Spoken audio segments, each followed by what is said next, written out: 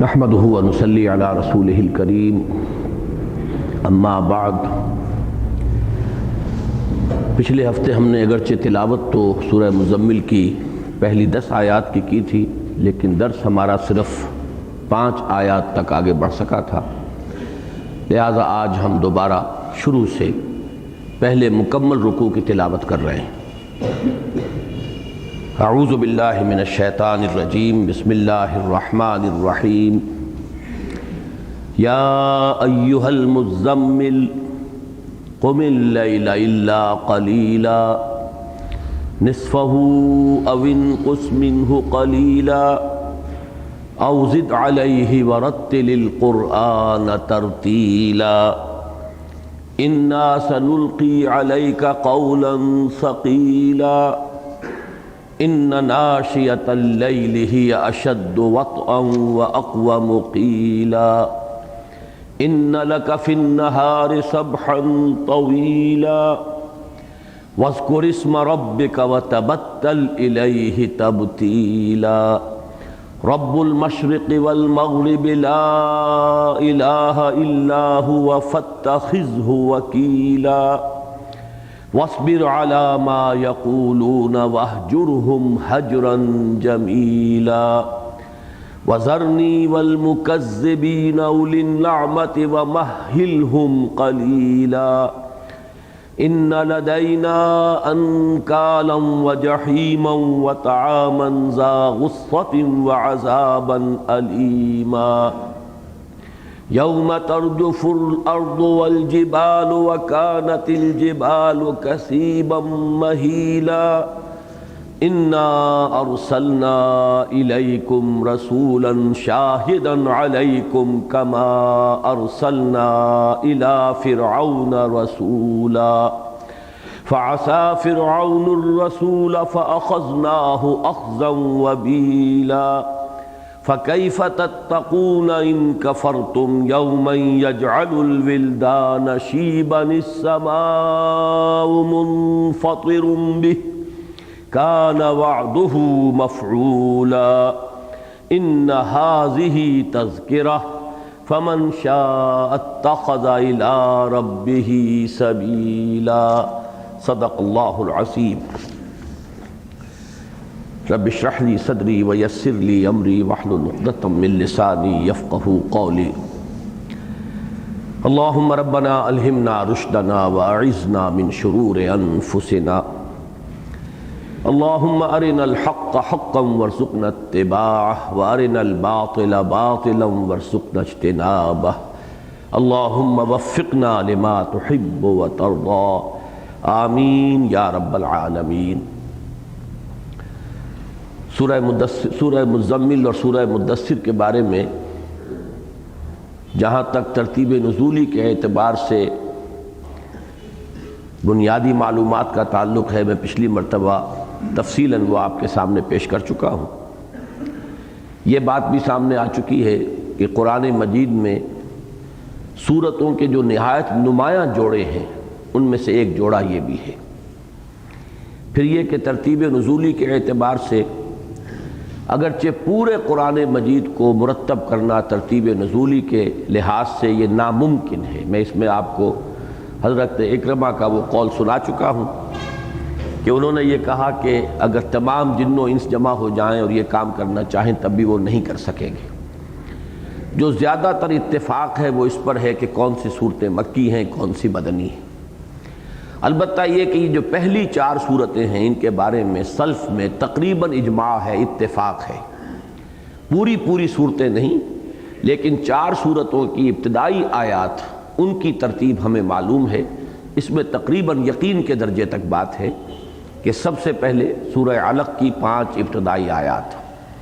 اس کے بعد سورہ نون یا سورہ قلم 2 نام ہے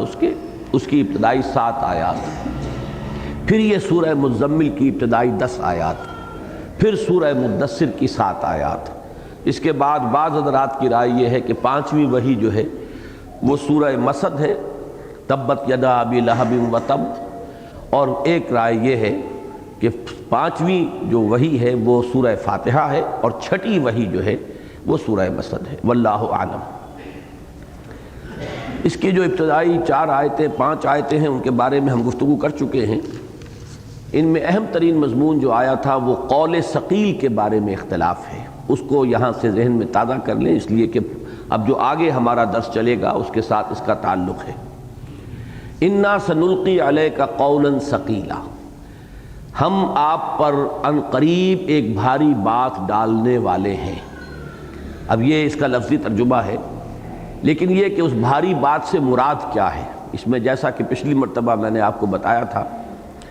امام رازی کی تفسیر اس اعتبار سے ایک انسائکلوپیڈیا ہے کہ وہ تقریباً تمام اقوال جو ہیں وہ جمع کر دیتے ہیں، پھر اس میں جس جانب ان کی اپنی ترجیح ہوتی ہے، رجحان ہوتا ہے، اسے بھی معین کر دیتے ہیں۔ تو انہوں نے 9 اقوال نقل کیے ہیں، جن میں سے 5 جو ہیں وہ قابل ذکر ہیں۔ پہلی بات تو یہ کہ یہ پورا قرآن مجید اپنی عظمت کے اعتبار سے یہ ثقیل ہے، بھاری ہے، جیسے ہم اس کو استعارۃ لفظ استعمال ہو رہا ہو، بڑا بھاری کلام ہے، بہت ہی عظمت والا کلام ہے۔ اور اس کے ساتھ تعلق جڑ جاتا ہے سورہ حشر کی اس آیت کا کہ لو انزلنا ھذا القرآن علی جبل لرأیتہ خاشعا متصدعا من خشیۃ اللہ۔ دوسری رائے جو ہے، اور اس پر اکثر و بیشتر مفسرین جو ہیں خاص طور پر اس زمانے کے ہمارے، انہوں نے اسی پر زیادہ زور دیا ہے کہ اس سے مراد ہے وہ بوجھ جو حضور صلی اللہ علیہ وسلم کی طبیعت پر پڑتا تھا نزول وحی کے وقت۔ وحی کے نزول کے بارے میں متعدد روایات سے ثابت ہوتا ہے کہ اس کا بڑا ثقل حضور محسوس فرماتے تھے، بہت بوجھ آپ کے اعصاب پر بلکہ آپ کے جسم پر بھی پڑتا تھا۔ چنانچہ روایات ایسی ہیں کہ اگر آپ اونٹنی پر سوار ہوتے تھے اور وحی نازل ہوتی تھی تو اونٹنی بھی اس بوجھ کو اتنا محسوس کرتی تھی کہ وہ بیٹھ جاتی تھی اور اپنا سینہ جو ہے زمین پر ٹکا دیتی تھی۔ اسی طرح حضرت عائشہ کی روایت ہے کہ جب خاص شدید سردی کا موسم ہوتا تھا لیکن جب وحی آتی تھی تو آپ پسینے پسینے ہو جاتے تھے، آپ کی پیشانی جو ہے وہ پوری طرح پسینے سے بھیگ جاتی تھی۔ اسی طریقے سے ایک روایت وہ بھی ہے کہ حضور کی ایک مرتبہ نشست کچھ ایسی تھی، ایک صحابی ساتھ بیٹھے ہوئے ہیں اور ان کی ران پر حضور کی ران جو ہے اس کا کچھ سہارا لیا ہوا تھا، اس نے ٹکی ہوئی تھی، تو وہی نازل ہوئی تو انہوں نے ایسے محسوس کیا جیسے کہ میری ران پھٹی جا رہی ہے۔ یعنی حضور صلی اللہ علیہ وسلم پر معلوم یہ ہوا کہ یہ دباؤ جو ہے یہ صرف اعصابی نہیں ہوتا تھا بلکہ یہ کہ اس کا کوئی فزیکل ایلیمنٹ بھی تھا کہ ایک دوسرا شخص کہ جس کے ران پر حضور کی ران اس وقت ٹکی ہوئی تھی اس نے اتنا بوجھ محسوس کیا۔ تو یہ روایات جو ہیں اکثر و بیشتر حضرات نے ان کو نقل کیا ہے، اور یہی رائے جو ہے سب نے دی ہے اکثر و بیشتر نے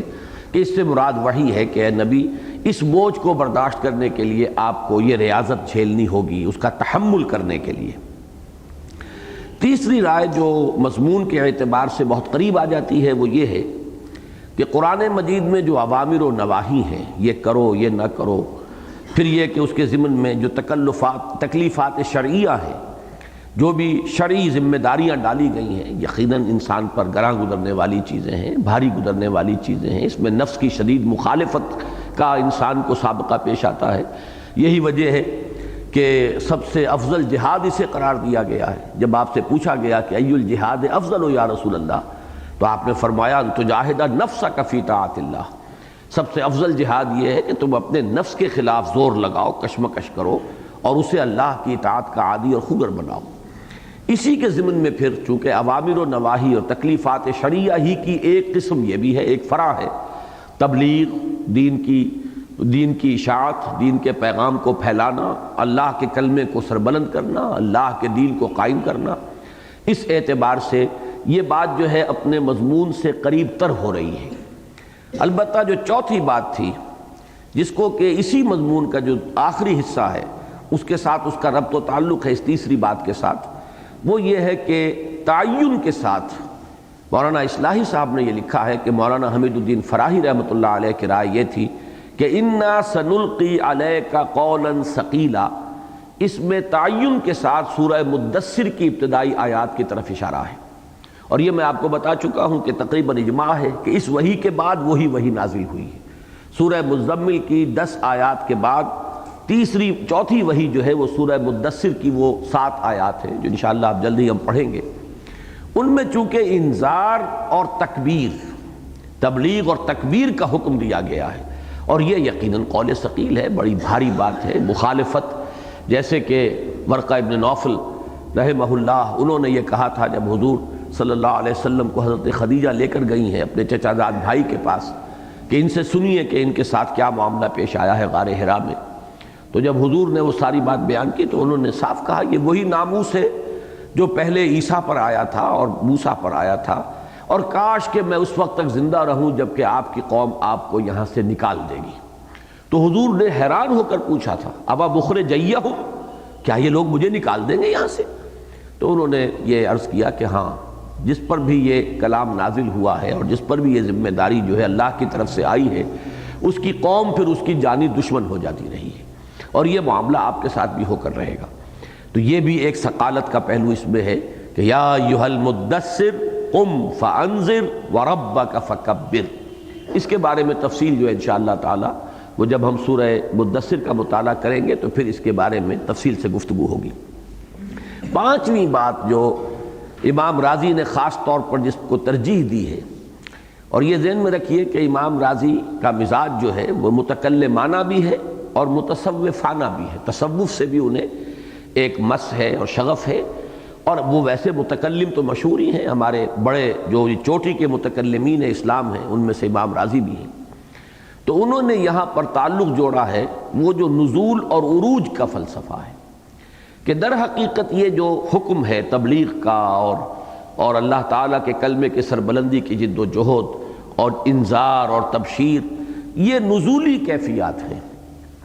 وہ جو ایک عروجی کیفیت ہوتی ہے کہ اللہ کا ایک بندہ اللہ کے ساتھ لو لگائے بیٹھا ہو اور اس کے اندر جو ہے وہ خلق کا کوئی معاملہ ہو ہی نہ، اس میں جو پھر لذت ہوتی ہے، اس میں جو حلاوت ہے، اس میں جو کیفیات ہیں، ان سے جب اترنا پڑتا ہے نیچے اور خلق کے سامنے آ کر دعوت و تبلیغ جب پیش کرتا ہے اللہ کا نبی یا کوئی بھی داعی اللہ، پھر جو اسے تانے سننے پڑتے ہیں، اسے گالیاں سننی پڑتی ہیں، کوئی پاگل کہتا ہے، کوئی مجنون کہتا ہے، کوئی ساحر کہتا ہے، کوئی شاعر کہتا ہے، تو طبیعت میں تکدر پیدا ہوتا ہے۔ کہاں وہ کیف جو حضرت موسیٰ علیہ السلام کو حاصل ہوتا تھا کوہ طور پر، یا محمد الرسول اللہ صلی اللہ علیہ وسلم کو حاصل ہوا غار حرا میں، کہاں وہ کیفیات، وہ کیف آور لمحات، کہاں یہ گلی گلی اور در بدر اور وہاں لوگوں کی یہ باتیں سننا۔ تو یہ بہت شاخ گزرتا ہے، یہ انہی کو اندازہ ہو سکتا ہے جنہیں ان کیفیات کا کوئی تجربہ ہو کہ یہ کیفیت جو ہے وہ در حقیقت بہت ہی شاخ گزرنے والی ہے۔ اس پر تفصیل سے بحث ہوگی آگے چل کر سورۃ الانشراح میں، الم نشرح لک صدرک ووضعنا عنک وزرک الذی انقض ظہرک۔ تو چونکہ سورہ انشراح جو ہے یہ بھی ابتدائی صورتوں میں سے ہے، تو وہ جو دعوت دین اور تبلیغ دین اور غلبہ دین کی جد و جہد کی جو سختیاں ہیں وہ تو ابتدائی دور میں ابھی آئی کہاں تھی، وہ تو آنے والی تھی ابھی۔ تو معلوم ہوا کہ وہ خارجی سختیوں کے مقابلے میں یہ داخلی جو سختی ہے کہ وہ کیفیت جو ہے بیٹھے رہے تصور جانا کیے ہوئے، اس کیفیت کو چھوڑ کر اور جب اترنا پڑتا ہے وہاں سے، تو یہ نزولی کیفیت جو ہے یہ گویا کہ سب سے زیادہ بھاری گزرتی ہے اللہ کے اس بندے پر جو اس مراقبے اور اللہ تعالیٰ کے ساتھ لو لگانے کا لذت آشنا ہو چکا ہوتا ہے۔ تو یہ 5 اقوال ہیں۔ میں اپنی ترجیح نوٹ کرا چکا ہوں کہ میرے نزدیک مولانا فراہی، مولانا اصلاحی صاحب کی رائے یہاں پر یہی میری رائے ہے، اور میں بہت پہلے سے میں نے مطالعہ اب کیا ہے، ان کی رائے تو میرے سامنے اب آئی ہے، لیکن یہ کہ بہت پہلے سے میں اپنی تقاریر کے اندر یہ باتیں بیان کرتا رہا ہوں کہ در حقیقت سورہ مزمل اور سورہ مدثر کا ربط ہی یہ ہے کہ حضور صلی اللہ علیہ وسلم کو ان دونوں صورتوں میں خطاب کیا گیا ہے بڑے ہی محبت آمیز انداز میں، بڑے ایک عنایت اور شفقت کے ساتھ، جیسے کوئی بزرگ کسی بچے سے بات کر رہا ہو۔ ظاہر بات ہے کہ اللہ تعالیٰ کے مقابلے میں محمد الرسول اللہ صلی اللہ علیہ وسلم کا جو مقام ہے، اپنی جگہ جو مقام ہے نوع انسانی کے اعتبار سے اس کا ہم تصور نہیں کر سکتے، لیکن جیسے کہ ابن عربی کا ایک بہت عمدہ شعر ہے جو میں عام طور پر پیش کیا کرتا ہوں جب کچھ حضرات ان کے بعد ایسے اشعار پیش کرتے ہیں جو مشرکانہ ہیں، جن میں ہمہ اوست کا تصور ہے۔ الرب رب وَإِن تنزل والعبد عبد وَإِن ترقى، رب رب ہی ہے خواہ کتنا ہی نزول جلال فرما لے۔ جیسے کہ آتا ہے کہ آخری جو گھڑیاں ہوتی ہیں رات کی، پچھلا پہر جو ہے رات کا، اس میں اللہ تعالیٰ سمائے دنیا تک نزول فرماتے ہیں، لیکن وہ کتنے ہی نیچے آ جائیں، بلکہ یہ بھی آتا ہے اور یہی رائے ہے اکثر لوگوں کی کہ جو میدان حشر ہے یہیں اسی زمین پر ہوگا اور قصہ زمین برسر زمین ہی طے ہوگا، یہاں کے معاملات یہیں کی عدالت میں پیش ہوں گے اور اللہ تعالیٰ نزول فرمائے گا، وَجَاءَ رَبُّكَ وَالْمَلَكُ صَفًّا صَفًّا، آ جائے گا تیرا رب اور فرشتے صفے باندھے ہوئے۔ تو اب ظاہر بات ہے کہ نزول اللہ کتنا بھی اختیار فرما لے لیکن وہ تو اللہ ہے، رب ہے، اس کا مقام تو بلند ہی رہے گا، اور بندے کا مقام کتنا ہی اونچا ہو جائے، چاہے وہ 7ویں آسمان پر پہنچے ہو معراج میں، لیکن بندہ تو بندہ ہی رہے گا، مقام بندگی سے تجاوز تو نہیں ہوگا۔ تو الرب رب وان تنزل والعبد عبد وان ترقى، بڑا پیارا شعر ہے۔ اگرچہ دوسرا شعر جو ہے بڑا شدید مشرکانہ ہے، اللہ جانے ان کا ہے یا کسی اور نے ان کی طرف منسوب کر دیا، یہ علیحدہ بحث ہے کہ العبد رب والرب عبد یا لیت شعری من المکلف، رب ہی بندہ ہے، بندہ ہی رب ہے۔ اب مجھے سمجھ میں نہیں آتا کہ پھر مکلف کون ہے، کس کو حکم دیا گیا بندگی کا؟ اگر اللہ ہی مخلوق کی شکل میں آ گیا ہے معاذ اللہ ثم معاذ اللہ، تو پھر یہ عبد اور معبود کی نسبت کیسے ہوگی؟ العبد رب والرب عبد یا لیت شعری من المکلف۔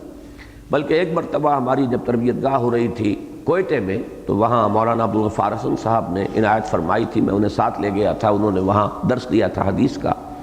اور وہ یہی شعر پڑھ کر ابن عربی کی مذمت کر رہے تھے۔ تو میں نے جسارت کی تھی اور میں نے ان سے کہا تھا کہ مولانا جہاں اس کا یہ شعر جو ہے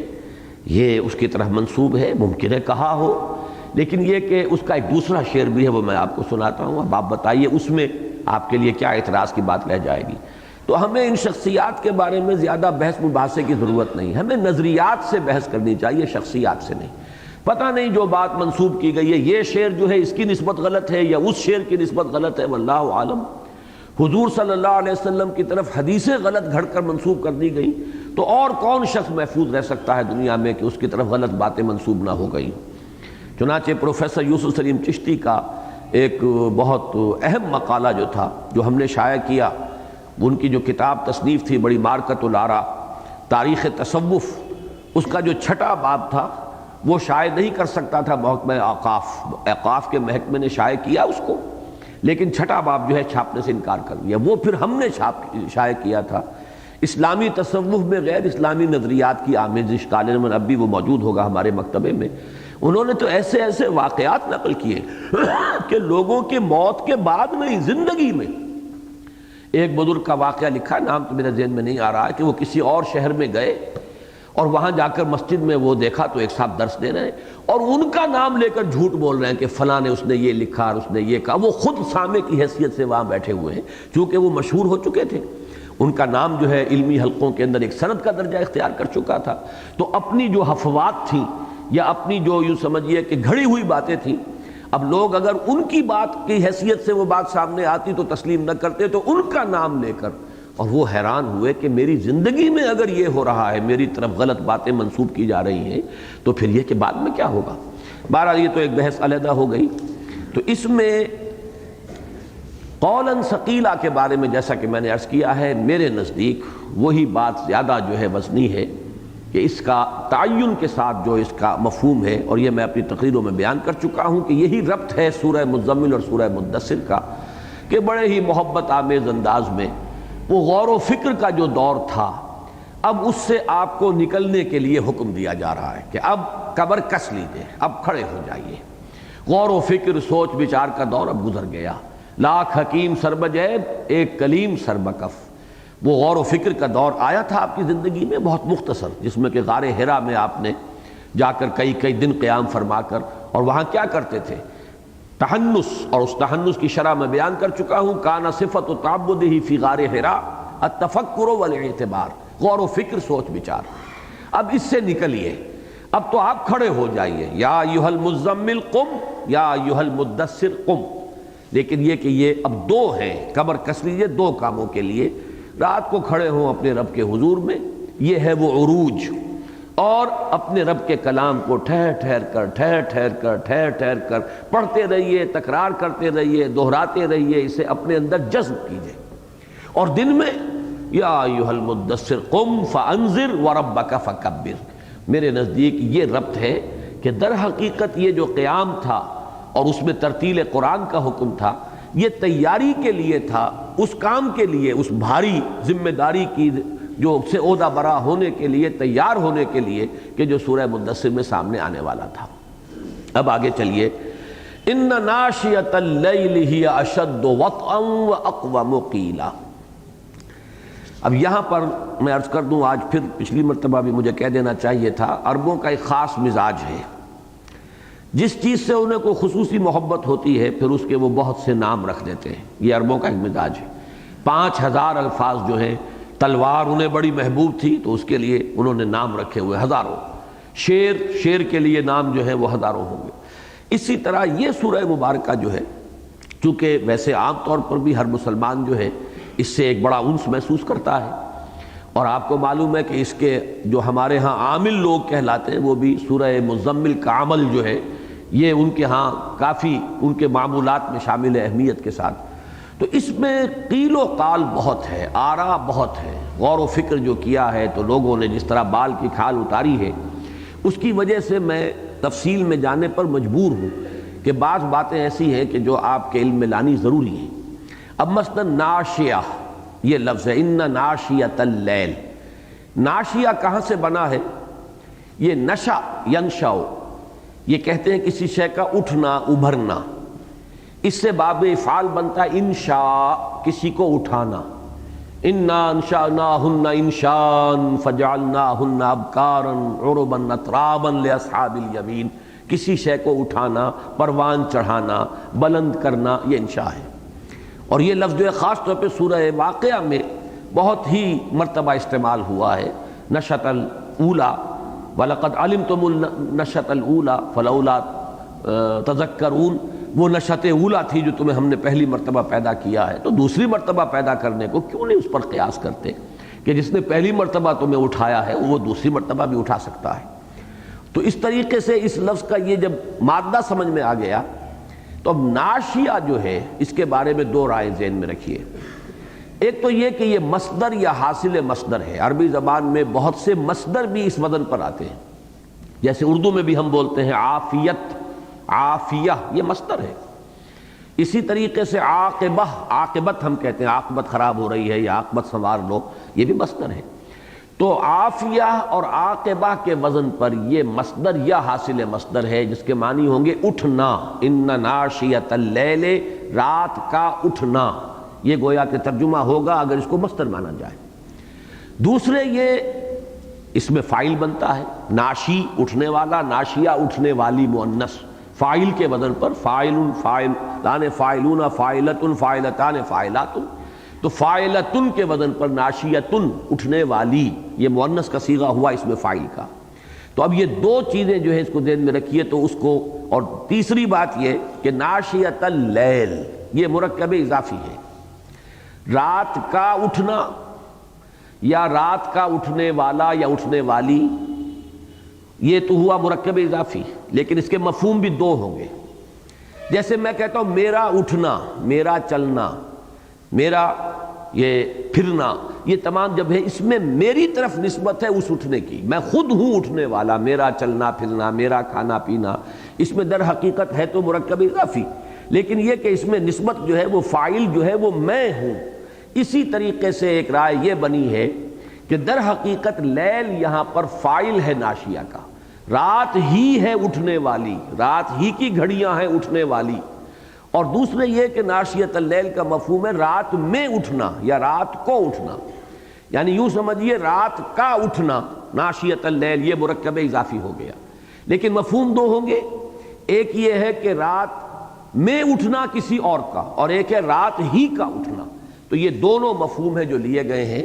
اور پھر اس میں سے بھی ہر ایک مفہوم کے دو دو مفہوم بنے ہیں، وہ اب آپ کو میں بتا رہا ہوں۔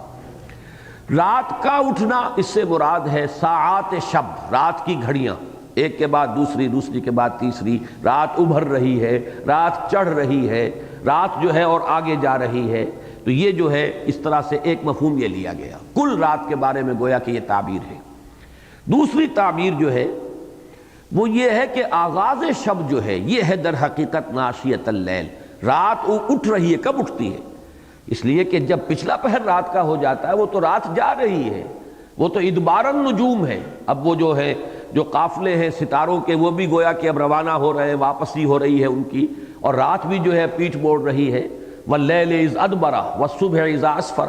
رات جو ہے جب پیٹھ دکھا رہی ہوتی ہے تب صبح ہوتی ہے. تو ایک رائے یہ ہے کہ اس سے مراد ہے رات کی ابتدائی ساعتیں، یعنی مغرب اور عشاء کے مابین کا وقت. اور یہ نوٹ کر لیجئے، بڑی عجیب سی بات ہے لیکن دلچسپ ہے، معلومات کی حد تک سامنے رکھیے کہ حضرت حسین رضی اللہ تعالی عنہ نے یہ مفہوم لیا ہے اس کا، اور یہ ان کے جو صاحبزادے ہیں حضرت علی بن حسین بن علی، جنہیں کہ امام زین العابدین کے نام سے دنیا زیادہ جانتی ہے. امام زین العابدین حضرت حسین کے وہ صاحبزادے جو واحد صاحبزادے بچ گئے تھے کربلا میں اس لیے کہ وہ بیمار تھے، انہی سے حضرت حسین کی جو نسل ہے وہ آگے چلی ہے. تو علی بن حسین ابن علی، ان کی روایت ہے یہ کہ میرے ابا جان یعنی حضرت حسین ابن علی رضی اللہ تعالی عنہما، ان کے نزدیک ناشیۃ اللیل سے مراد ہے مغرب اور عشاء کے درمیان کا وقت. اور یہی رائے پھر حضرت اکرمہ کی ہے، سعید ابن جبیر کی ہے، ضحاک کی ہے، کسائی کی ہے. اتنی کثرت کے ساتھ اس وقت یہ رائے موجود تھی. تو ایک تو آپ نے یہ نوٹ کر لیا کہ اگر ہم ناشیہ کو منسوب کریں رات ہی کی طرف کہ اس سے مراد ہے رات کی گھڑیاں، رات کے اوقات، رات کی ساعتیں، اس میں بھی ایک رائے یہ ہے کہ پوری رات، اور ایک یہ ہے کہ رات کی ابتدائی ساعتیں، ان میں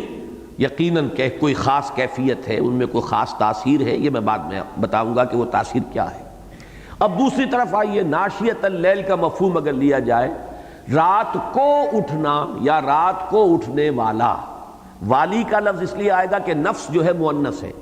رات کو اٹھنے والی جان، رات کو اٹھنے والا انسان جو رات کو اٹھتا ہے. اس میں بھی پھر دو رائیں ہو گئیں. ایک تو یہ کہ اس سے مراد ہے رات کے کسی بھی وقت، چاہے اول رات، چاہے آخر رات، چاہے درمیانی رات، کسی وقت اٹھے آدمی، اٹھنا ہے مراد. لیکن ایک رائے جو حضرت عائشہ رضی اللہ تعالی عنہا سے مروی ہے اور بڑے اہتمام کے ساتھ، وہ یہ ہے کہ ناشیۃ اللیل کا اطلاق ہوگا صرف اس کیفیت پر کہ کچھ دیر سو کر پھر آدمی اٹھے. اگر تسلسل کے ساتھ آدمی جاگ رہا ہے تو چاہے وہ آدھی رات جاگ لیا ہے یا 2/3 رات جاگ لیا ہے، وہ ناشیہ کا اطلاق اس پر نہیں ہوگا. یہ حضرت عائشہ صدیقہ رضی اللہ تعالی عنہا کی رائے ہے اور اس کو نقل کیا ہے حضرت اکرمہ نے. تو یہ اب 4 مفہوم ہو گئے، اور امام رازی نے اس میں 5واں مفہوم داخل کیا ہے. وہی 5واں مفہوم جو میں نے پہلے عرض کیا تھا کہ در حقیقت یہ عروج کی طرف اشارہ ہے. رات کے وقت کا اٹھنا، یعنی اس وقت وہ کیفیات جو اٹھتی ہیں انسان کی، جبکہ تاریکی بھی ہے. ظاہر بات ہے کہ وہ زمانہ وہ نہیں تھا کہ بجلی کے لیمپ بھی ہو اور یہ بھی ہو، زیادہ سے زیادہ روشن کیا تو کوئی چراغ روشن کر لیا، ورنہ یہ ہے کہ اس کا بھی اکثر و بیشتر معاملہ نہیں ہوتا تھا. تو حواس کو مختل کرنے والی کوئی بات نہیں، آواز نہیں، شور نہیں، ہنگامہ نہیں، کوئی اور اس طرح کی کیفیات کے جو خلل انداز ہو رہی ہوں آپ کے اور آپ کے رب کے مابین، مکالمہ اور جو بھی دعا اور مناجات ہے اور قرآن مجید کو جو آپ اپنے اندر جذب کر رہے ہیں، تو اس میں در حقیقت جو وہ کیفیت اس کی ہے، اس میں جو عروج کی کیفیت ہے، یعنی انا سنلقی علیک قولا ثقیلا، امام رازی کے نزدیک یہ نزول کی کیفیت ہے، نزول کی سختی ہے. اور ان ناشیۃ اللیل ہی اشد وطئا، یہ در حقیقت وہ عروج کی کیفیت ہے. تو یہ متصوفانہ تفسیر ہے ان 2 آیات کی امام رازی کی. باقی یہ کہ اب آگے جب ہم بڑھیں گے تو پھر دوسرے پہلو سامنے آئیں گے. ان ناشیۃ اللیل ہی اشد وطئا، یقیناً رات کو اٹھنا یا رات کا اٹھنا وہی ہے بہت مؤثر، وطی میں یا کچلنے میں یا موافقت میں. یہاں بھی 2 معنی اس کے کیے گئے. یہ واو تا اور یہ کا مادہ جو آتا ہے اگر ثلاثی مجرد سے آئے گا، اس کے معنی ہے اپنے قدموں سے کسی کو پامال کرنا، روندنا، کچلنا، پیس ڈالنا. وطا یتی یہ آئے گا اس کے معنی کچل دینا، روند ڈالنا، پیس دینا. لیکن جب یہی مادہ آتا ہے باب مفاعلہ میں، مواتات، اس کے معنی ہو جاتے ہیں موافقت پیدا ہو جانا. تو اب ان دونوں معنوں کے اعتبار سے زمین و آسمان کا فرق ہو گیا ہے مختلف مفسرین کی آراء میں. کہ پہلی رائے تو یہ ہے اشد وطن، کہ نفس کو کچلنے میں یہ بہت مؤثر ہے، اس لیے کہ نفس راحت چاہتا ہے، آرام چاہتا ہے، رات اللہ تعالیٰ نے بنائی بھی ہے بنیادی طور پر اسی لیے، اس کا ذکر دوسرے رکوع میں آ جائے گا۔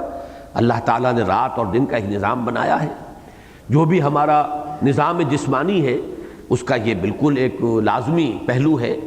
کہ انسان کے اوپر تکان طاری ہوتی ہے، اسے ریفریش ہونے کے لیے استراحت کی ضرورت ہے، آرام کی ضرورت ہے، ورنہ ایگزاسٹ ہو جاتا ہے انسان۔ تو اللہ تعالیٰ نے دن اور رات کی یہ حکمت رکھی ہے۔ دن کو بنایا ہے تاکہ تم اپنی معاشی جد و جہد میں بھاگ دوڑ کرو، اور جو کام ہے ان کے لیے تمہاری جو ہے حرکت ہے، لیکن یہ کہ پھر جو تکان ہو جاتی ہے تو رات کو بڑی پرسکون فضا کے اندر آرام کرو تاکہ ریجوینیشن ہو جائے، تمہاری قوتیں پھر جو ہے اثر نو تازہ ہو جائیں تمہارے اندر، پھر اگلے دن کی بھاگ دوڑ کے لیے ایک نئی جو ہے صلاحیت اور استعداد اور قوت پیدا ہو جائے۔ تو یہ لازماً فطرت کا تقاضا ہے، فطرت کے خلاف نہیں ہے۔ تو یہ جس درجے میں نفس کے لیے کسی شے کا مرغوب ہونا ہوگا، اسی درجے میں جب آپ اس کی مخالفت کریں گے تو گویا کہ نفس کو کچلنے والی بات یہ ہوگی۔ اکثر مفسرین کے نزدیک تو یہ ہے کہ وہ اس کا ترجمہ یہ کرتے ہیں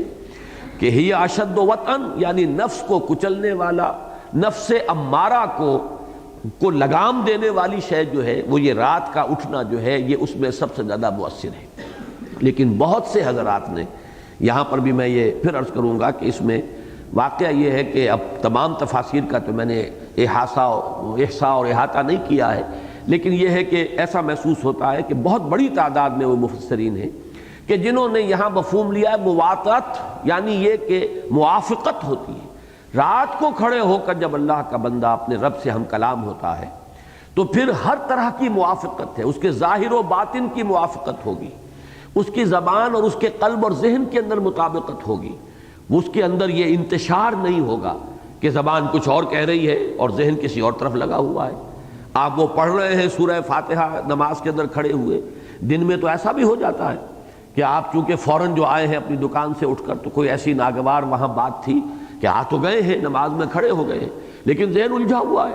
گویا کہ وہ مطابقت اور وہ موافقت نہیں ہے آپ کی زبان جو ہے، بلکہ یوں کہیے کہ وہ جو فارسی کا ایک مقولہ ہے کہ من چیمی گویم و تنبورہ من چیمی سرایت، میں کیا کہہ رہا ہوں اور میرا تنبورہ کیا کہہ رہا ہے۔ وہ تنبورہ میرا جو ہے وہ دماغ ہے وہ کسی اور میں الجھا ہوا، کسی اور خیال میں ہے۔ تو ذہن و قلب اور زبان کی موافقت و مطابقت کاملہ، پھر ظاہر و باطن کی موافقت، اس لیے کہ دن میں آپ نماز پڑھیں گے تو کوئی آپ کو دیکھے گا، اس کے اندر لازماً امکان پیدا ہو جاتا ہے کہ ایک ریاکاری بھی ہو۔ ریاکاری نہ ہو تو چلیے وہ ایک روٹین بن جاتا ہے انسان کا، اور ایک عادت کے حیثیت سے انسان جو ہے جب نماز پڑھتا ہے تو اس کے اندر جو ہے وہ کیفیت نہیں رہتی کہ جو میں اس سے پہلے اپنے درس میں بیان کر چکا ہوں کہ شاہ ولی اللہ دہلوی رحمۃ اللہ علیہ نے تو عبادت کے عادت بن جانے کو آفات میں سے شمار کیا ہے۔ عبادت کی تاثیر جو ہے کم ہو جاتی ہے جبکہ وہ عادت بن جائے، عادت ثانیہ بن گئی۔ تو عبادت کی اصل تاثیر تو اسی وقت ہے جبکہ کشمکش ہو رہی ہو نفس کے ساتھ، تو گویا کہ اس مجاہدہ مع نفس جو ہے اس میں وہ عبادت جو ہے وہ گویا کہ آپ کا ہتھیار بنا ہے۔ لیکن اگر نفس ہی عادی ہو گیا ہے تو پھر یہ کہ وہ مجاہدے والی کیفیت نہیں رہے گی، اس لیے اس کے اندر وہ تاثیر بھی باقی نہیں رہے گی۔ اس پہلو سے رات کا جاگنا جو ہے خاص طور پر اس میں ریاکاری کا کوئی امکان نہیں، بالکل سکون کے ساتھ تاریکی میں تنہائی میں اللہ کا بندہ اللہ سے ہم کلام ہے۔ تو ان ناشئۃ اللیل ہی اشد وطئا واقوم قیلا، اب یہ دو معنی ہو گئے، ایک یہ کہ یہ رات کا اٹھنا، رات کا جاگنا، رات کا اٹھنے والا نفس امارہ یا رات کی اٹھنے والی گھڑیاں، یہ میں نے چاروں مفہوم جو بیان کیے، وہ پوری رات کا مسئلہ ہو یا رات کے کسی خاص حصے کا، سو کر اٹھنا ہو جو سب سے زیادہ حضرت عائشہ صدیقہ رضی اللہ تعالی عنہا کی رائے کے مطابق ہے، یہ بہت ہی مؤثر ہے دو اعتبارات سے۔ ایک تو یہ کہ نفس کو کچلنے کے لیے، ضبط نفس کے لیے، اس کو کنٹرول میں لانے کے لیے، اس منہ زور گھوڑے کو لگام دینے کے لیے۔ آپ کو معلوم ہے کہ صوم کی عبادت جو ہے اس کا مقصد بھی یہی ہے کہ جو آپ کے نفس کے تقاضے ہیں ان کو آپ لگام دے سکیں، انہیں اپنے کنٹرول میں لا سکیں۔ یہ منہ زور گھوڑا ہے آپ کا نفس، اور اس کو اگر آپ لگام دے سکیں گے تو یہ آپ کا بہت عمدہ مرکب بن جائے گا، اس پر آپ سواری کریں گے، اسی کے ذریعے سے آپ نیکیاں کمائیں گے، بھلائیاں بنائیں گے، آخرت کے لیے سامان کریں گے۔ لیکن اگر کہیں یہ اتنا منہ زور رہا کہ آپ کے اوپر اس کا قابو چل رہا ہو تو پھر نہ معلوم یہ کس کھائی میں آپ کو گرائے، کہاں پٹخ دے کہاں پٹخ نہیں دے۔ تو یہی وہ سارا فلسفہ یہاں بھی ہے کہ رات کا اٹھنا، ان ناشیۃ اللیل ہی اشد وطئا واقوم قیلا۔ اقوم قیلا جو ہے، قیل سے مراد قول، اس پر اجماع ہے، جو بات کہی جا رہی ہے قول ہے، اور اقوم سب سے زیادہ سیدھا، یعنی اس وقت یوں سمجھیے کہ جو بات نکلتی ہے انسان کے زبان سے وہ سیدھی تیر کی طرح اس کے اپنے وجود میں بھی سرایت کرتی ہے۔ اور اسی کو یوں سمجھیے کہ اس میں چونکہ نماز کا یہاں پہ ذکر ہو رہا ہے کہ یہ قیام جو ہے صرف کھڑا ہونا نہیں ہے، بلکہ جیسا کہ پچھلی مرتبہ میں بیان کر چکا، اس سے مراد ہے نماز کا قیام، اگرچہ اس میں طول القنوت ہوگا، زیادہ کھڑے رہنے والا معاملہ ہوگا، لیکن اس میں جو دعا کا پہلو ہے، یہ دعا جو ہے جس کو اقبال نے کہا ہے کہ دل سے جو بات نکلتی ہے اثر رکھتی ہے، تو یہ تو گویا کہ تیر کی طرح سیدھی جاتی ہے۔ تو دعا اور مناجات کا معاملہ بھی، اور پھر یہ کہ زبان جو کچھ کہہ رہی ہے، جو میں نے عرض کیا تھا، چونکہ اسے جذب کرنا ہے اپنے اندر، تو بہت ہی راہ راست براہ راست جو ہے یہ انسان کے قلب و ذہن کے اندر اترتی چلی جاتی ہے۔ اسی کو حضرت عبداللہ ابن عباس نے اس کا مفہوم یہ بیان کیا ہے، اجدر ان یفقہ فی القرآن، کہ در حقیقت یہ دونوں الفاظ ہم معنی ہو جائیں گے اشد وطئا، اگر موافقت اس کے معنی کیے جائیں کہ اس کے اندر کامل موافقت ہو جاتی ہے زبان میں اور قلب و ذہن میں، ظاہر میں اور باطن میں، اور جو بات ہے وہ بھی سیدھی، سب سے زیادہ سیدھی انہی لمحات میں، انہی ساعات میں ہوتی ہے۔ تو اس سے اب جب قرآن اس وقت پڑھا جائے گا تو اس کی باریکیوں پر غور بھی ہوگا، اس میں سب سے زیادہ تفقہ کی کیفیت حاصل ہو جائے گی، اسے انسان اپنے ذہن کے اندر بھی اتارے گا اور اپنے قلب میں بھی اتارے گا۔ ان ناشیۃ اللیل ہی اشد وطئا واقوم قیلا ان لک فی النہار سبحا طویلا۔ تمہارے لیے دن کے وقت میں بھی سبح طویل ہے۔ اب میں پھر یہی لفظ رکھ رہا ہوں ابھی، اس لیے کہ اس کے دو معنی کیے گئے۔ اکثر لوگوں کی رائے جس پر اجماع ہے وہ میں بعد میں بیان کروں گا۔ اصلاحی صاحب نے یہاں ایک بڑی منفرد بات کہی ہے، بعض اعتبارات سے دلیل ان کی خاصی قوی ہے۔ صبح کے لفظ کو سمجھیے، صبح اسی سے لفظ تسبیح بنا ہے۔ تسبیح جو ہے وہ سبحان اللہ سبحان اللہ، نماز کو بھی تسبیح کہا گیا ہے۔ وَسَبِّحْهُ لَيْلًا طَوِيلًا سورہ دہر میں آئے گا، وَمِنَ اللَّيْلِ فَاسْجُدْ لَهُ وَسَبِّحْهُ لَيْلًا طَوِيلًا۔ تو مولانا اصلاحی صاحب کا کہنا یہ ہے کہ اس سے مراد یہ ہے کہ دن میں بھی تسبیح کرنی ہے، آپ کے لیے ہے دن کے اوقات میں بھی تسبیحات اور طویل تسبیحات۔ یعنی یہ نہ سمجھے کہ یہ صرف رات ہی کا نسخہ ہے جو تجویز کیا جا رہا ہے، بلکہ یہ تو آپ کو ذکر کثیر اور ذکر دوام جو ہے اس کی کیفیت حاصل کرنی ہوگی، کہ یہ نہیں ہے کہ دن کے وقت بالکل انسان غافل ہو جائے، بلکہ یہ کہ اس میں بھی وقفے وقفے سے، جیسے کہ بعد میں جب شکل بنی ہے، جبکہ معراج کے بعد 5 وقتہ نمازوں کا نظام آ گیا ہے، تو اس میں تو گویا کہ تھوڑے تھوڑے وقفے سے نکال کر اور پھر تسبیح کرو، پھر اللہ کی جناب میں کھڑے ہو جاؤ، پھر تکبیر کرو، تسبیح کرو، رکوع کرو، سجود کرو، قرآن پڑھو، یہ ساری کیفیات جو ہے دن کے اوقات میں بھی ہے۔ اس وقت تک ابھی نماز کا کوئی ذکر نہیں تھا دن میں 5 وقتہ نماز کا، پہلے حکم آیا رات کا قیام اور اس کے اندر طوالت ہے، 2/3 1/3 یا نصف شب جو ہے اس کے آس پاس قیام کرو، لیکن دن میں بھی تسبیحات کا اہتمام کرو، دن میں بھی اوقات وقفے وقفے سے۔ اور پھر یہ کہ اس کا نتیجہ کیا نکلے گا، جسے ذکر کثیر کہا گیا سورہ جمعہ میں، اس لیے کہ جب نماز ادا ہو چکے فَإِذَا قُضِيَتِ الصَّلَاةُ فَانتَشِرُوا فِي الْأَرْضِ وَابْتَغُوا مِن فَضْلِ اللَّهِ وَاذْكُرُوا اللَّهَ كَثِيرًا لَعَلَّكُمْ تُفْلِحُونَ۔ اور جب تم نماز سے فارغ ہو جاؤ تو زمین میں منتشر ہو سکتے ہو، اور اپنی معاشی جد و جہد میں دکان پر جانا ہو، کوئی اور ہو، کام کرو، اس میں کوئی حرج کی بات نہیں ہے، کوئی رکاوٹ نہیں ہے۔ وہ جیسے کہ شریعت موسوی میں ہے کہ یوم السبت جو ہے اس میں پورے دن کاروبار حرام ہے، وہ شریعت اسلامی میں نہیں ہے، آسانی کر دی گئی ہے،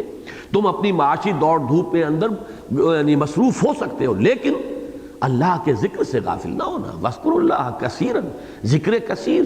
کام کرتے رہو لیکن اللہ کی یاد کو دل سے اوجھل نہ ہونے دو۔ یہ گویا کہ مولانا اصلاحی صاحب کے نزدیک مفہوم ہے، اور وزن تو اس کے اندر مجھے محسوس ہوا ہے، لیکن یہ ہے کہ جو آگے کا سیاق و سباق ہے اس کے اعتبار سے میرے نزدیک جو جمہور کی رائے ہے وہ زیادہ انسب ہے۔ وہ رائے یہ ہے کہ یہاں پہ ان لک فی النہار سبحا طویلا، صبح کا مادہ کئی دفعہ میں نے عرض کیا ہے وہ ہے تیزی کے ساتھ حرکت کرنا. پانی میں آدمی تیرتا ہے تو تیزی کے ساتھ گزرتا ہے، فضا میں بھی کوئی چیز تیر رہی ہوتی ہے تیزی کے ساتھ گزرتی ہے، تب اپنے لیول کو برقرار رکھتی ہے. ایک خاص رفتار سے کم اگر معاملہ ہو جائے گا تو وہ چیز جو ہے نیچے گر پڑے گی. اسی طریقے سے یہ معاملہ جو ہے یا آج کل کے ہوائی جہازوں کا یہ سارا معاملہ اس تیزی کے ساتھ گزرنے کی وجہ سے وہ اپنے اس لیول کو برقرار رکھتے ہیں. تو صبح طویل سے مراد ہے دن میں اب آپ کے لیے بڑی مشقت ہے جو آنے والی ہے. اب تبلیغ کا حکم آنے والا ہے. پھر یہ کہ تبلیغ فرض کیجئے اگر نہیں بھی ہوئی، ابھی شروع نہیں ہوئی، تب بھی یہ ہے کہ حضور صلی اللہ علیہ وسلم آپ کاروبار کرتے تھے، تاجر تھے. یہ تو نہیں ہے کہ پہلی وحی آتے ہی آپ نے وہ سلسلہ بالکل منقطع کر دیا. جب تک کہ تبلیغ کا حکم نہیں آ گیا اس وقت تک یہ کہ آپ کی وہ مصروفیت بھی ہوگی. یہ جو مصروفیات آپ کی ہیں دن میں، لہذا ان کے اب رات کو وہ وقت ملے گا آپ کو کہ جس میں سکون ہوگا، جس میں اطمینان ہوگا، جس میں کوئی خلل اندازی نہیں ہوگی، جس میں کوئی انتشار نہیں ہوگا حواس کا یا خیالات کا. یکسو ہو کر اقوام و قیلہ والی کیفیت اور اشد و وطن، ان دونوں کیفیتوں کا جو معاملہ ہے وہ تو رات ہی کو آپ کے لیے بآسانی جو ہے حاصل کرنا ممکن ہے. لہذا گویا کہ یہ اس کی دلیل ہے، رات کو جاگنے کی دلیل کے طور پر ان لک فی النہار سبحا طویلا. جس درجے آپ کو اپنے رب کے ساتھ لو لگانی ہے، جس درجے آپ کو تعلق مع اللہ قائم کرنا ہے، پیدا کرنا ہے، اس کے لیے دن میں آپ کے پاس فرصت نہیں ہے، دن میں آپ کے پاس وقت نہیں ہے. لہذا وہی بات جو مولانا روم کے حوالے سے بارہا میں نے عرض کی ہے، یہ مسلسل چلے گا. یہ سائیکل ہے جیسے کہ واٹر سائیکل ہے کہ پانی جو ہے وہ سمندروں سے بخارات کی شکل میں اوپر اٹھتا ہے، نہایت پاک صاف بخارات ہوتے ہیں، ان میں کوئی امپیورٹیز نہیں ہے، وہ تو ڈسٹلڈ واٹر ہے. سمندر کی تمازت سے پانی جو ہے وہ بخارات بن کر اٹھ رہا ہے. ڈسٹیلیشن کا پروسیس ہے کہ جو ہو رہا ہے نیچرلی. پھر وہی پانی ہے کہ جو بادلوں کے راستے سے ہو کر ہواؤں کے ذریعے سے ہواؤں کی پیٹھ پر سوار ہو کر آتا ہے، بارش بن کر برستا ہے. بارش بن کر جب برستا ہے تو وہ فضا کی کثافتوں کو بھی دھو دیتا ہے، اپنے اندر لیتا ہے اور ساتھ ہی ان کو لے آتا ہے زمین کے اوپر. زمین کا گند بھی دھوتا ہے اور وہ ندی نالوں کے اندر پہنچاتا ہے، پھر وہ پہنچ جاتا ہے سمندر میں، پھر وہاں سے ایویپوریشن ہے. تو یہ واٹر سائیکل جو ہے وہ چل رہی ہے. اسی طریقے سے عروج اور نزول کی یہ کیفیت جاری رہے گی. دن میں آپ کی یہ مشقت ہے، دعوت ہے، تبلیغ ہے یا اور دوسری مصروفیات ہیں. پھر ان کے اندر تکدر بھی طبیعت پر پیدا ہو جاتا ہے. کسی نے کوئی تانا دے دیا، کسی نے سخت بات کہہ دی، اور ایسا ہوتا تھا جیسا کہ میں وہ روایت آپ کو سنا چکا ہوں. دارالندوہ میں جب یہ مشورہ ہو رہا تھا کہ انہیں ہم مجنون کہیں یا شاعر کہیں یا کاہن کہیں، کیا کہیں، اب اس کی خبر حضور تک بھی پہنچ رہی ہے کہ میرے بارے میں آج یہ مشورے شروع ہو گئے.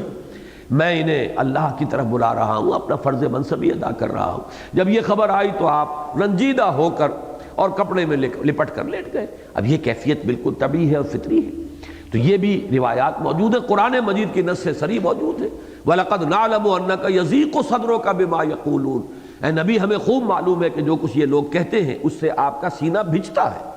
اس سینے کو پھر دوبارہ کشادہ کرنا، پھر وہ عروج کی کیفیت ہے رات کے وقت. تو وہ ہے اِنَّا سَنُلْقِي عَلَيْكَ قَوْلًا ثَقِيلًا إِنَّ نَاشِئَةَ اللَّيْلِ هِيَ أَشَدُّ وَطْئًا وَأَقْوَمُ قِيلًا. وہ ڈسٹیلیشن پروسیس ہوگا رات کے وقت. آپ کی طبیعت میں کوئی کدورت آ گئی ہے، کسی کی طرف سے کوئی تکدر آ گیا ہے، کوئی اور ایسی کیفیت، ان کیفیات کو اب صاف کرنا ہے، ان کو دھونا ہے. یہ ڈسٹیلیشن پروسیس جو ہے یہ رات کے وقت ہوگا. دن میں آپ کے لیے مشقت ہے اور اس مشقت میں کلفت بھی ہے. اس کے اندر طرح طرح کی جو آپ کے قلب پر اور آپ کی کیفیات جو ہے قلبی، ان کے اندر تکدر پیدا ہونے والے اسباب بھی موجود ہیں. تو یہ میرے نزدیک زیادہ صحیح ربط ہے جو جمہور مفسرین نے اختیار کیا ہے کہ ان لک فی النہار سبحا طویلا. دن میں آپ کے لیے بڑی دوڑ دھوپ ہے. صبح کے معنی دوڑ دھوپ، بھاگ دوڑ، حرکت کرنا، ادھر سے ادھر، ادھر سے ادھر آنا، جو بھی کوئی مشقت جو ہو رہی ہے تو دن میں وہ ہے. اور رات کے وقت جو ہے ان اوقات کو اب خالص کیجئے تاکہ آپ اپنے رب کے ساتھ لو لگا کر کھڑے ہو اور اس کے کلام کو اپنے اندر جذب کریں. اس کے بعد کے 3-4 آیات جو ہے میرے نزدیک اب وہ صبح طویل کا یہ مفہوم جب معین ہو گیا تو اب اس کے حوالے سے ان کے اب بڑا نکھر کر جو ہے ان کا مفہوم سامنے آئے گا. وَاذْكُرِ اسْمَ رَبِّكَ وَتَبَتَّلْ إِلَيْهِ تَبْتِيلًا. اور اپنے رب کا نام یاد کرو، میں لفظی ترجمہ کر رہا ہوں، وذکر یاد کرو اسم ربک اپنے رب کے نام کو، وتبتل اور منقطع ہو جاؤ الیہ اسی کی جانب پورے طور پر تبتیلا۔ یہ تبتیل مفعول مطلق کہلاتا ہے، اگرچہ یہاں ذرا فرق ہے کہ مفعول مطلق کے اندر وہی مصدر آتا ہے جو فعل کا ہوتا ہے۔ فعل یہاں آیا ہے تبتل باب تفاعل سے، مصدر آیا ہے باب تفعیل سے تبتیل۔ اب اس کا ایک سبب تو یہ ہو سکتا ہے کہ اس کے جو قوافی ہیں، جو صوتی آہنگ ہے،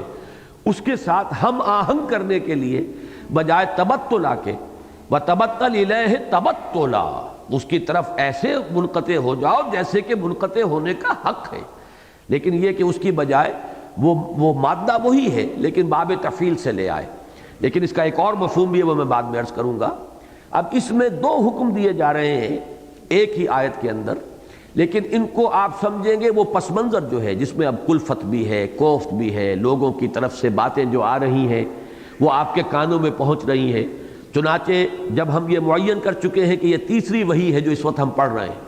تو دوسری وحی میں یہ بات آ چکی ہے کہ آپ کو مجنون کہا گیا، نون والقلم وما یسطرون ما انت بنعمت ربک بمجنون۔ ظاہر بات ہے کہ حضور کی طبیعت پر اس سے تکدر ہو رہا ہے۔ اس کیفیت کے اندر فرمایا گیا وَاذْكُرِ اسْمَ رَبِّكَ وَتَبَتَّلْ إِلَيْهِ تَبْتِيلًا۔ اب ان کیفیات سے نبردآزمہ ہونے کے لیے آپ کے پاس ایک ہی ذریعہ ہے۔ ایک تو یہ کہ اپنے رب کے نام کی مالا جپتے رہو، یہ وہی ذکر جو دن کے اندر بھی دن کے اوقات کے اندر بھی یہ جو ذکر کثیر کی کیفیت ہے اس کو برقرار رکھو۔ وَاذْكُرِ اسْمَ رَبِّكَ، اس میں یہ بات پہلے کئی مرتبہ بیان کر چکا ہوں کہ اس میں رب کیوں آیا ہے، یہ کیوں نہیں کہا وَاذْكُرْ رَبَّكَ۔ قرآن مجید میں یہ دونوں انداز اختیار کیے گئے ہیں، وَاذْكُرْ رَبَّكَ فِي نَفْسِكَ تَضَرُّعًا وَخِيفًا، اے نبی آپ اپنے رب کو یاد کیجئے اپنے جی کے اندر تضرع عاجزی کے ساتھ اور خوف کے ساتھ، یعنی یہ کیفیات جو ہے لیکن اپنے دل میں یاد کیجئے، لیکن وہاں آیا ہے اپنے رب کو یاد کیجئے۔ اس میں رب اور رب میں فرق کیا ہے اس کو سمجھ لیجئے۔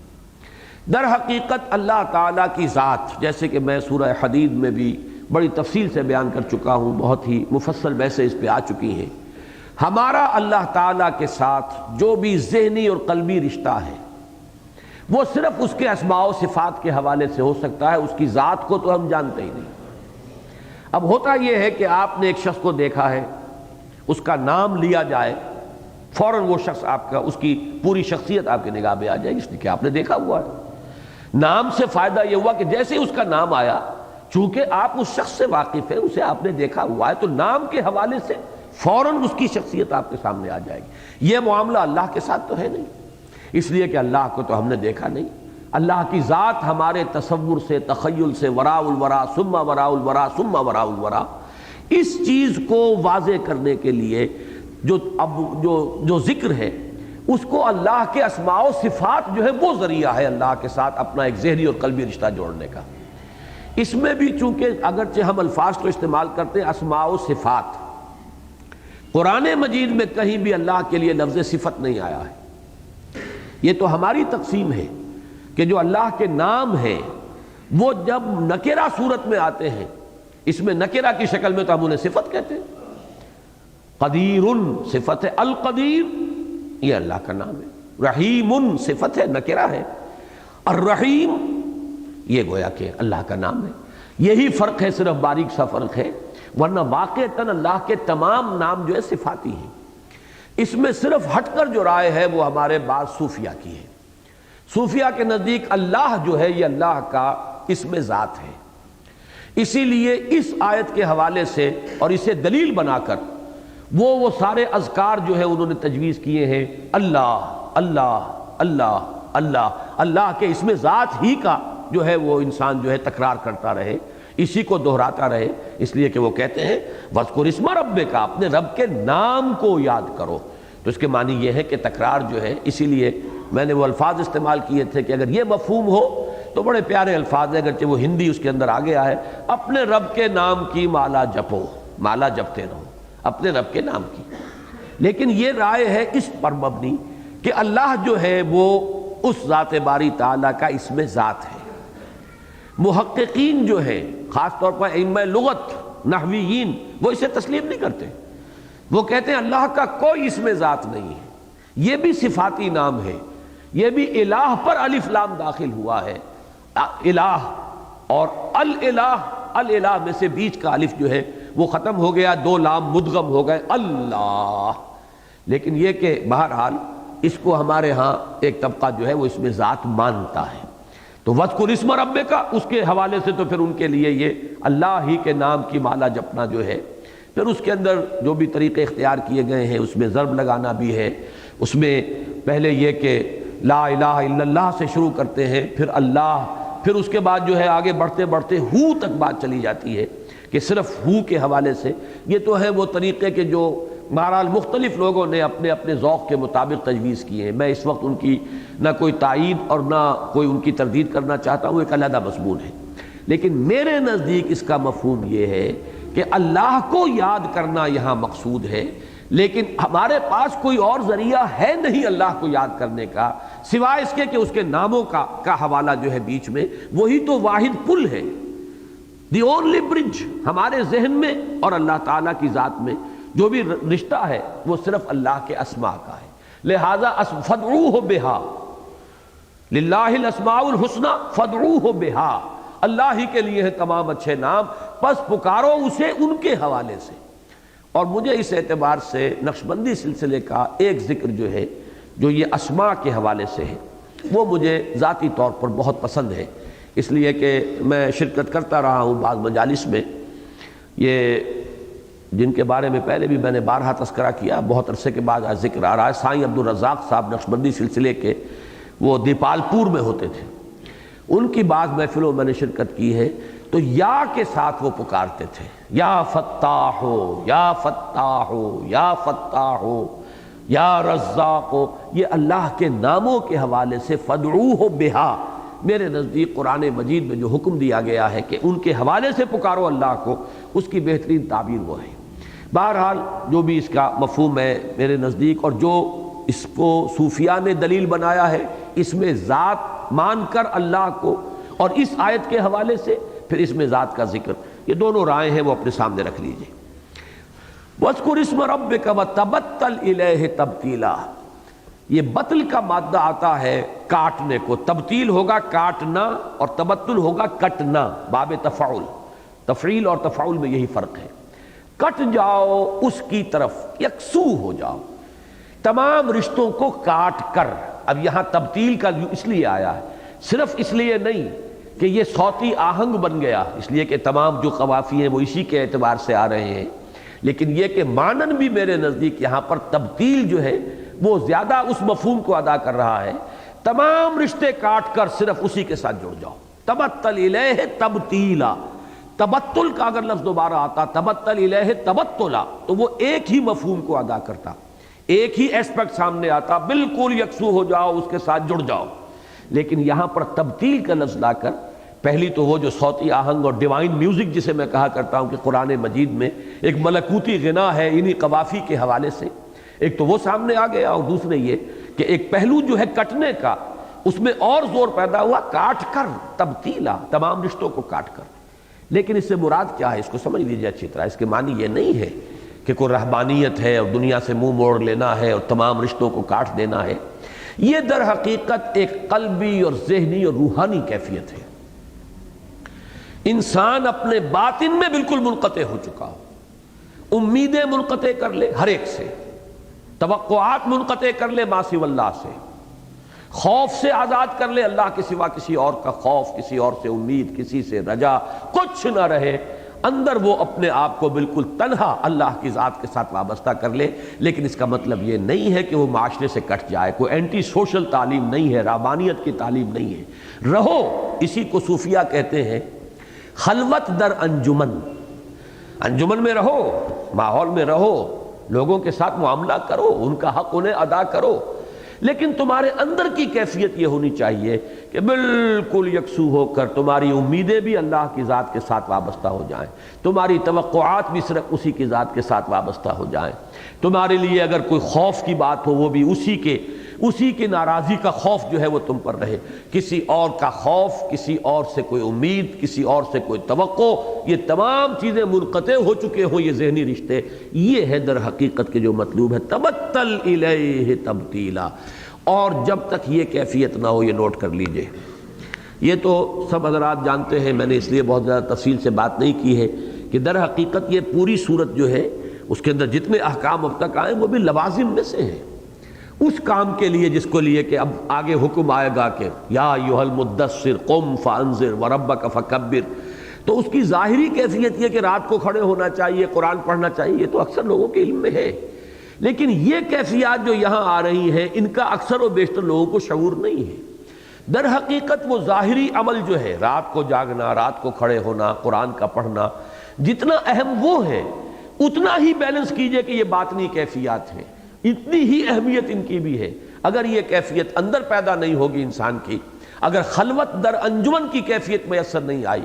میں آج سوچ رہا تھا تو یہ ہمارے ہاں دو اصطلاحات آتی ہیں، ایک تو معرفت کی انتہا ہے، کثرت میں وحدت کا مشاہدہ کرنا،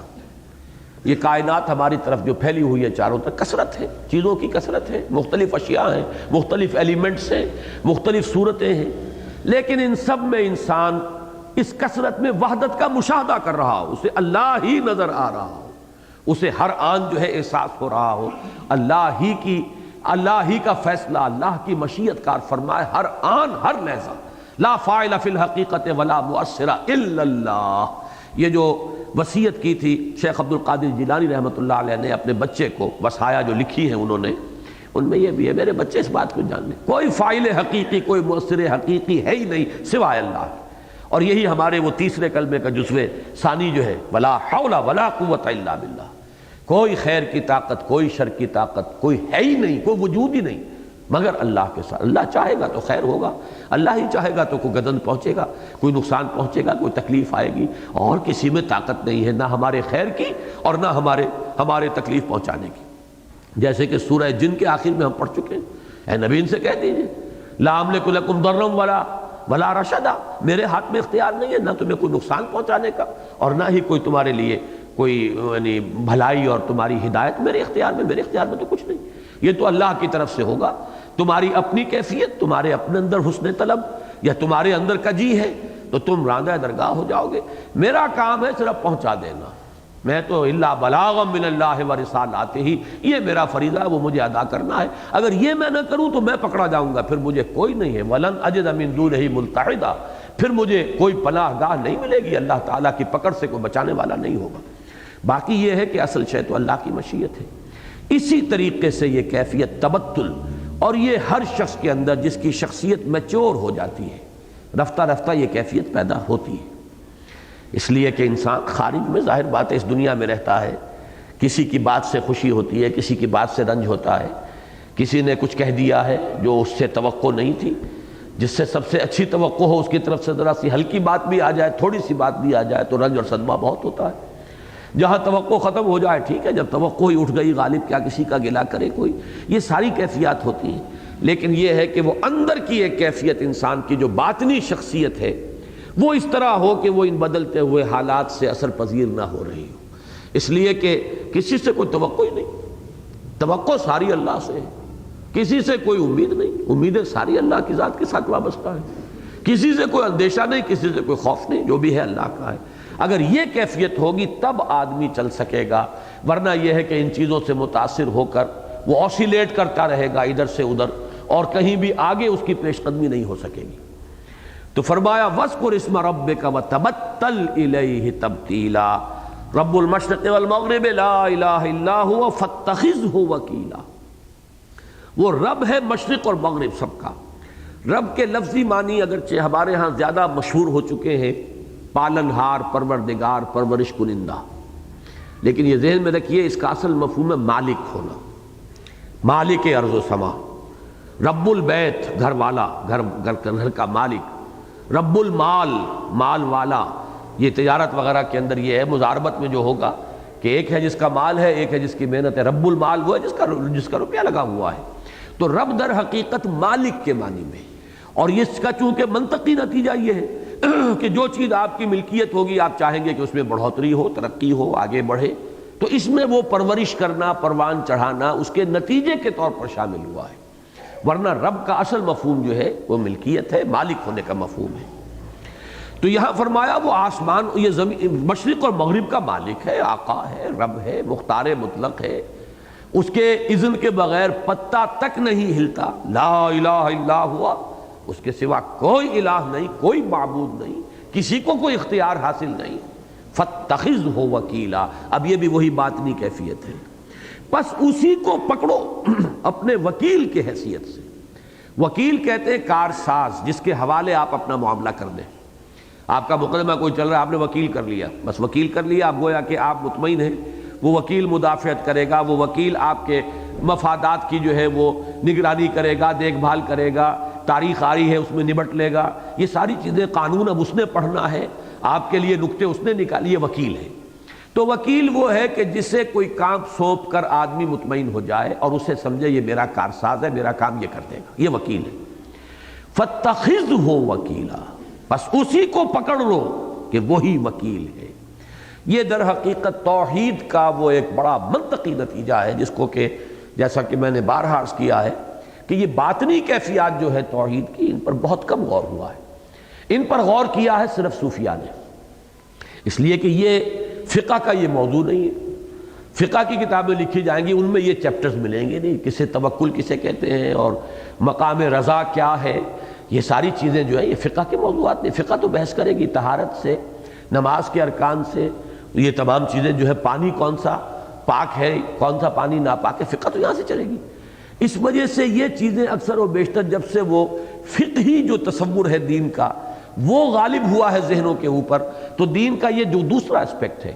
اور بدقسمتی یہ ہوئی کہ اسپیشلائزیشن ہمارے ہاں ہو گئی، صوفیاء نے یہ حصہ لے لیا۔ اب اس میں آپ پڑھیے امام غزالی، معلوم ہوگا کہ ایک ایک چیز کی بال کی کھال نکال رہے ہیں، توکل کے کیا مراتب ہیں، کیا درجے ہیں، کس کس مراتب سے آدمی جو ہے متوکل وہ گزرتا ہے، اس کی سب سے بلند ترین منزل توکل کی کون سی ہے، یہ ساری چیزیں، توکل ان کا ایک بہت بڑا موضوع ہوگا۔ اسی طریقے سے راضی برائے رب رہنے کا معاملہ، تو یہ چیزیں ہمارے ہاں تقسیم ہو گئی ہیں بدقسمتی سے، اور ایک ستم بالائے ستم یہ ہوا ہے کہ اس فن کے لیے ایک علیحدہ ایسا نام اختیار کر لیا گیا جس کا کتاب و سنت سے کوئی تعلق ہی نہیں۔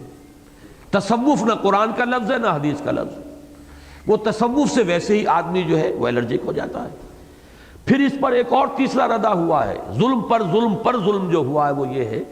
کہ بعض حضرات ایسے تھے کہ جو فلسفی بھی تھے، صوفی بھی تھے، اب ان کے جو نظریات فلسفیانہ تھے وہ سمجھا گیا کہ وہ بھی تصوف کا جزو لازم ہے۔ وحدت الوجود، وحدت الوجود تصوف کی شے نہیں ہے، وحدت الوجود در حقیقت فلسفے کا مسئلہ ہے۔ وحدت الشہود ہو، وحدت الوجود، یہ فلسفے کا ہے، نیچر آف ایگزسٹنس۔ اور یہ حادث اور قدیم کے درمیان کیا ربط ہے؟ اللہ کی ذات ہے قدیم، کائنات ہے حادث، ربط حادث بالقدیم یہ کس طرح سے ہے، اس کو سمجھنے کی ایک کوشش ہے۔ وہ ظاہر بات ہے جو بھی ذہین آدمی ہوگا اور فلسفے کے اس سطح پر ہوگا اس کے سامنے تو یہ مسئلہ آئے گا۔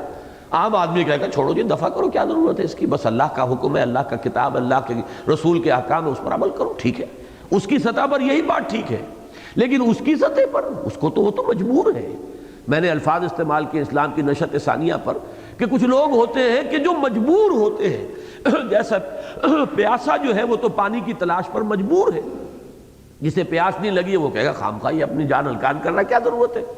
یہ تو اسے پتا ہے نا جسے پیاس لگی ہوئی ہے، اس کی جان پر بنی ہوئی ہے،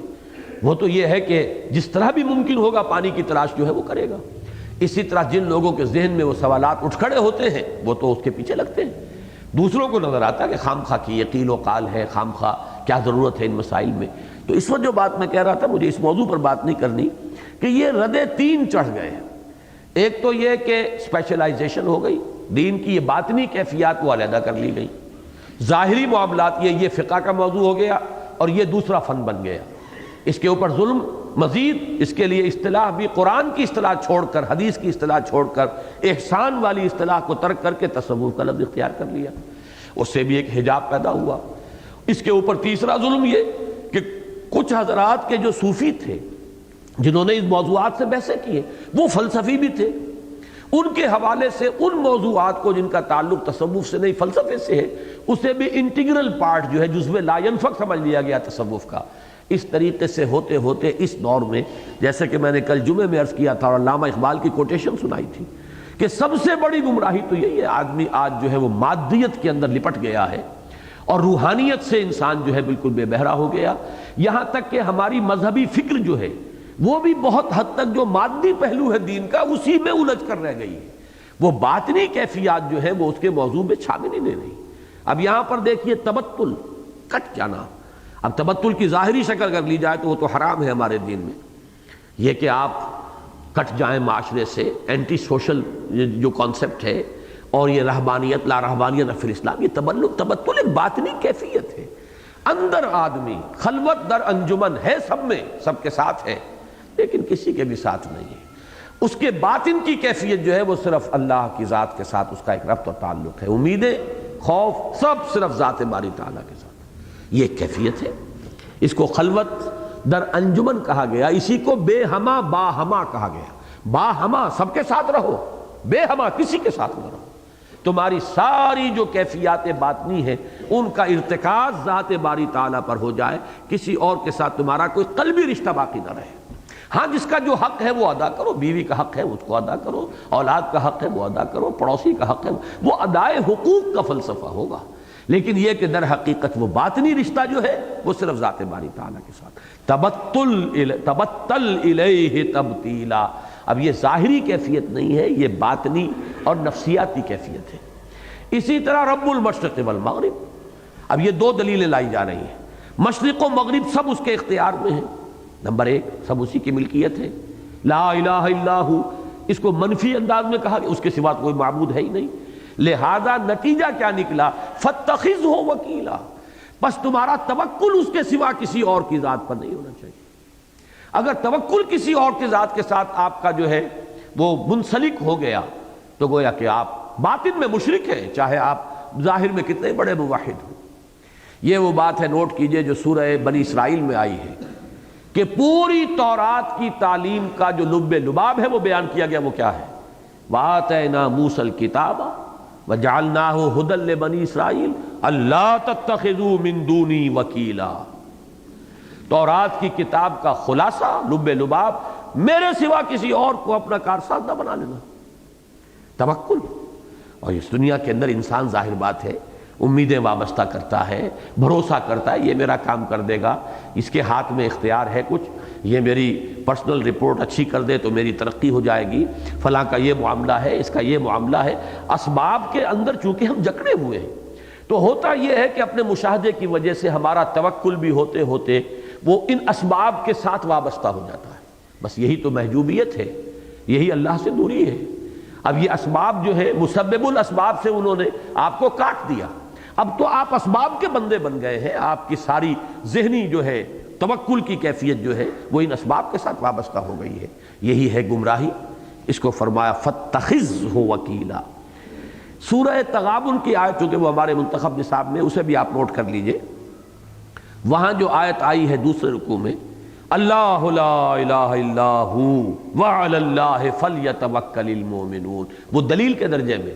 اللہ وہ ہے جس کے سوا کوئی الہ نہیں، وہی بات یہاں کہی گئی،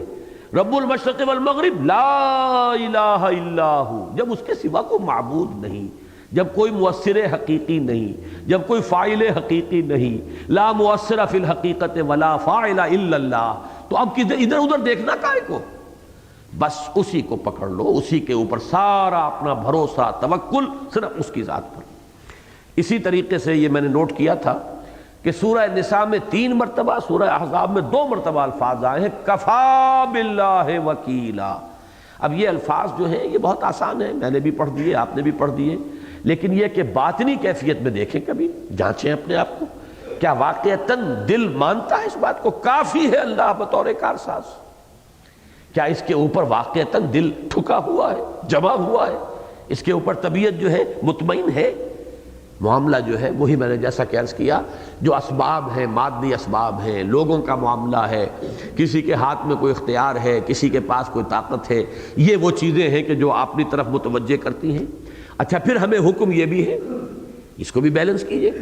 حکم یہ بھی ہے کہ اسباب سے مستغنی نہیں ہونا، اسباب کا بھرپور استعمال کرنا۔ یہ بھی جرم ہوگا اگر آپ نے اسباب کا استعمال ترک کر دیا، جرم ہوگا۔ توکل کی وہ تعلیم نہیں ہے۔ آپ اسباب اعدوا لہم ما استطعتم، جتنی بھی استطاعت ہے ساز و سامان فراہم کرو، اسلحہ فراہم کرو، گھوڑے باندھ کر رکھو، دشمن کا مقابلہ کرنے کے لیے جتنے بھی وسائل ضروری